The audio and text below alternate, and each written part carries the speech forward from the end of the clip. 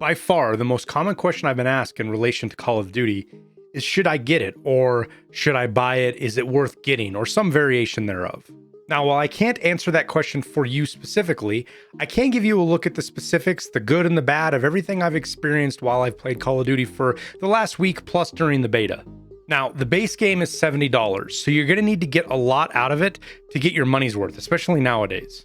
Thankfully, it does have a campaign and a robust multiplayer system that both are full of crazy amounts of depth and things you can explore.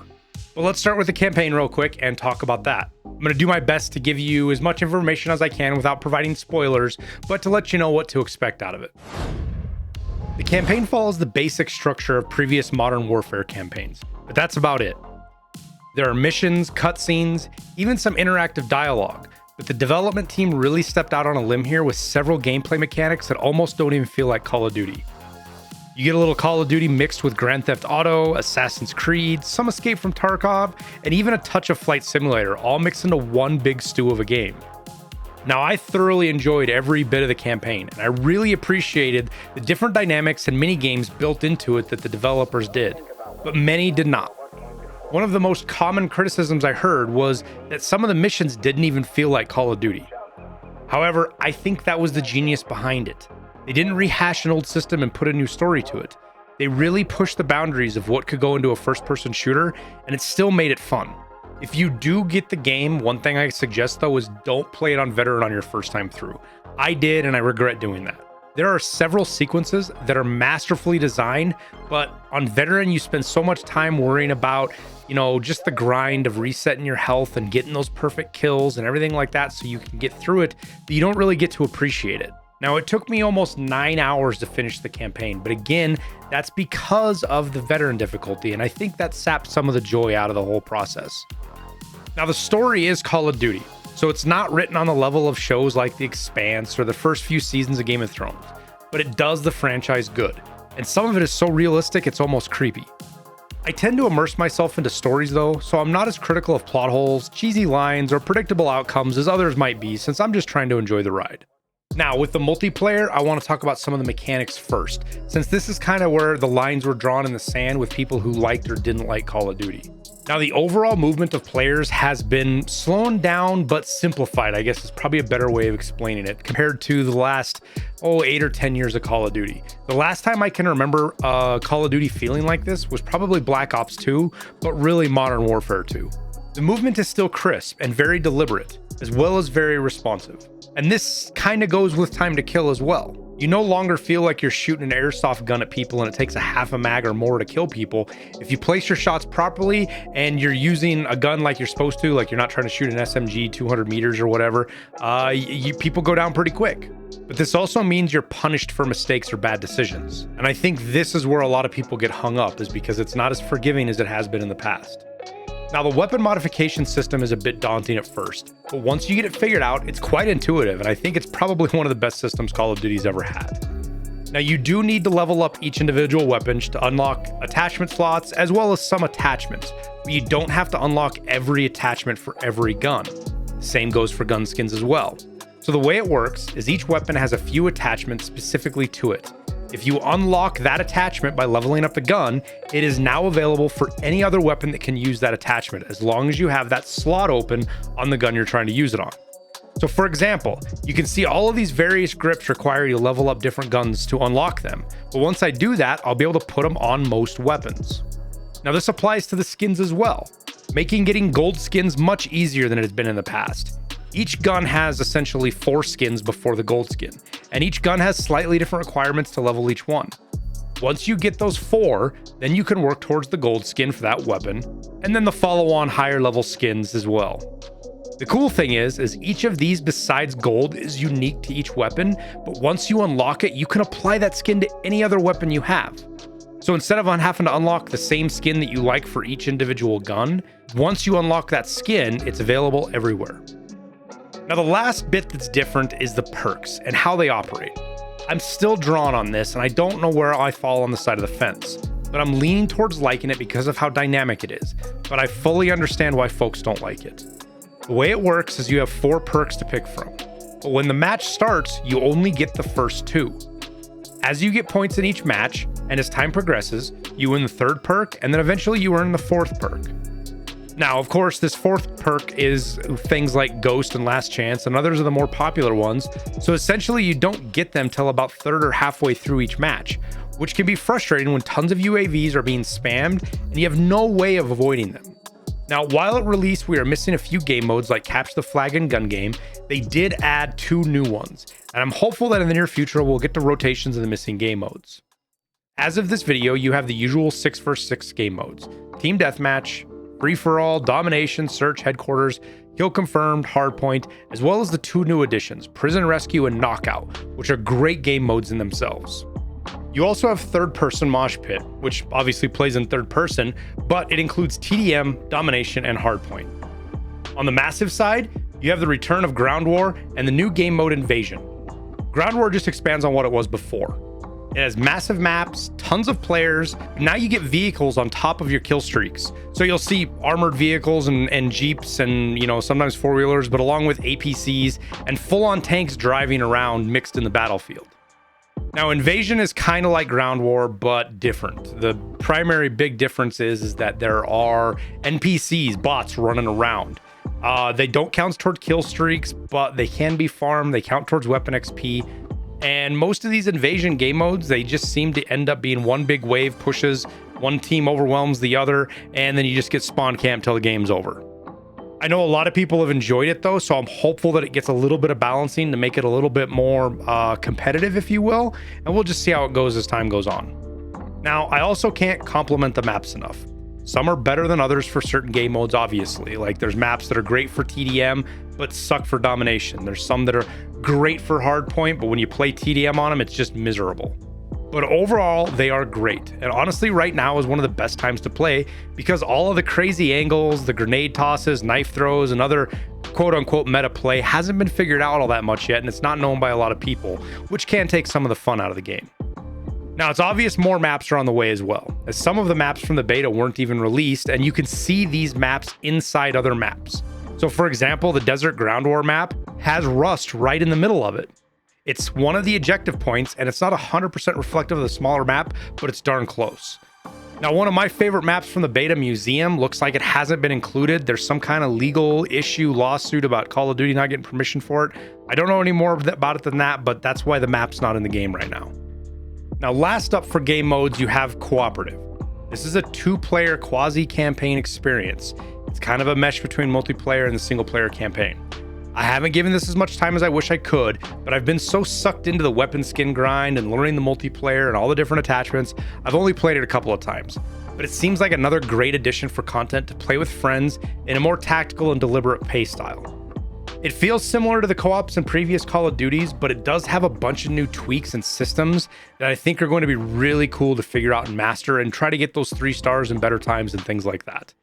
Now, after all of this, 2 of the other most common questions are what I think about Warzone and DMZ. We don't have those yet. They don't come out till the 16th, so I guess it kind of depends on when you're watching this video. But I imagine at the very least, DMZ is going to be a video all unto itself. And you don't have to worry about buying it, because that's the good thing. DMZ and Warzone are both going to be free.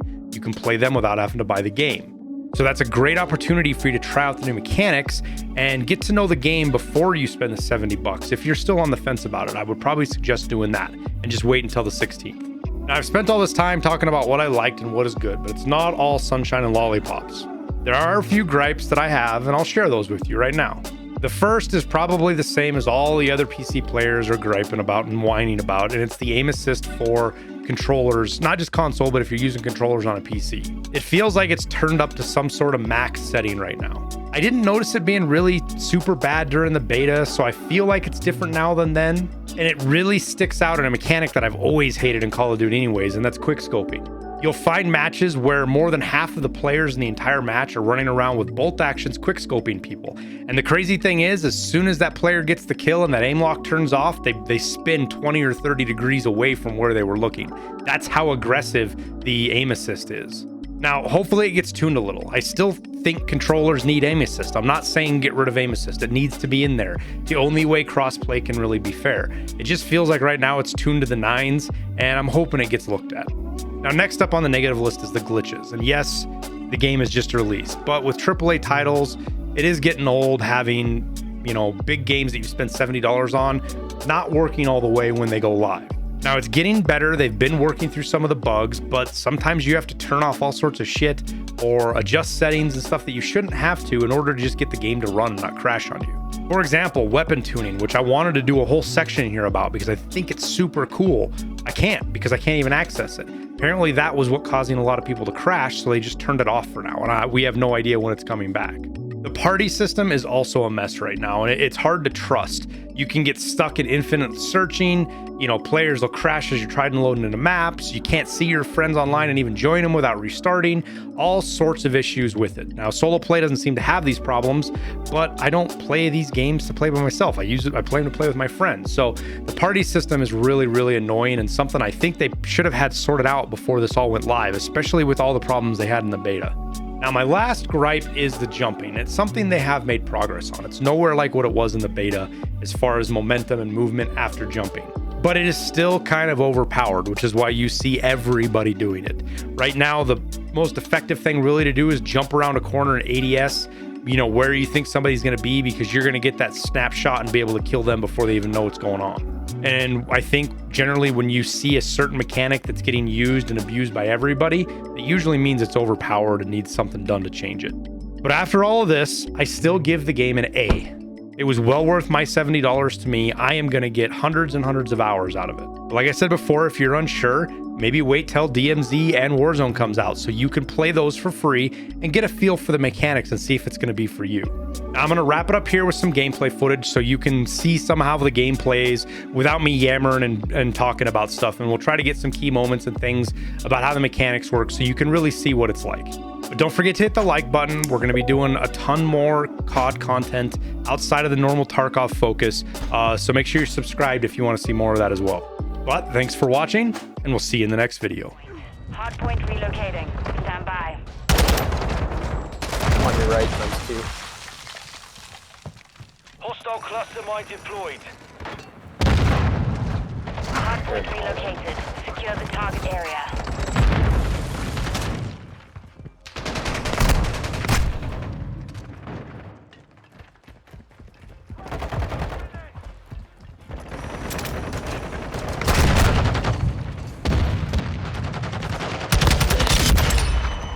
That guy ate some bullets, huh? Throwing flash grenade! Enemy in the area. Secure the area. Hostile UAV in the area. Enemies Damn. inside the perimeter.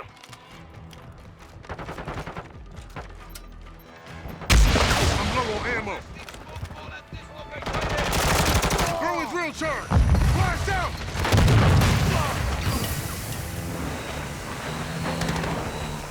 Hostile cruise missile launched. Look out there, UAV! Enemy structure destroyed!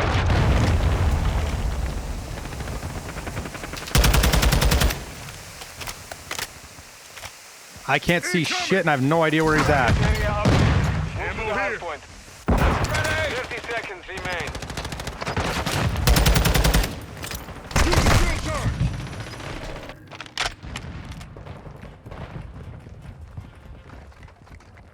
Enemy in the enemy. Throwing drill charge!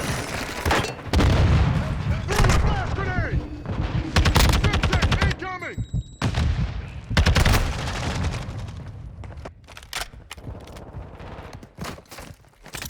Enemy Using UAV drill charge! active. Blast out! Enemy UAV overhead.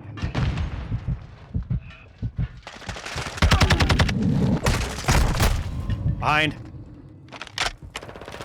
What's the next point? Hardpoint relocating. Stand by. Hostile counter UAV overhead. Throwing drill charge! Location updated. Capture the hardpoint. Yo, those footsteps are kind of handy.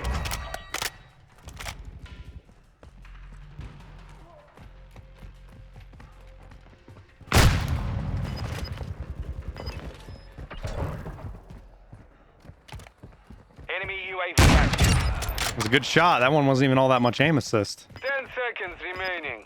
Do the guns feel inconsistent?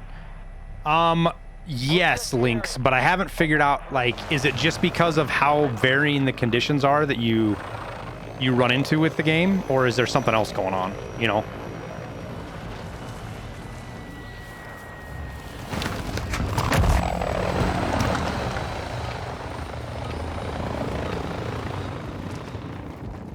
Domination. Secure Bravo. Throwing drill charge. Bravo secure. The lead is ours.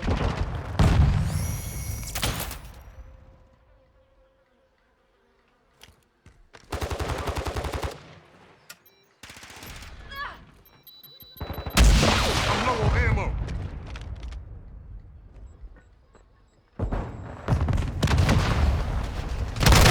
Oh, he was right there.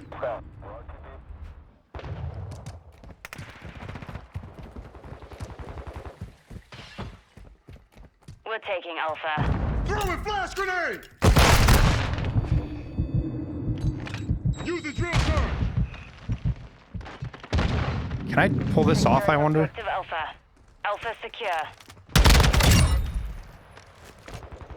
Got an idea, chat, and I don't know if it's gonna work or not. Is a fucking... I killed him and killed me.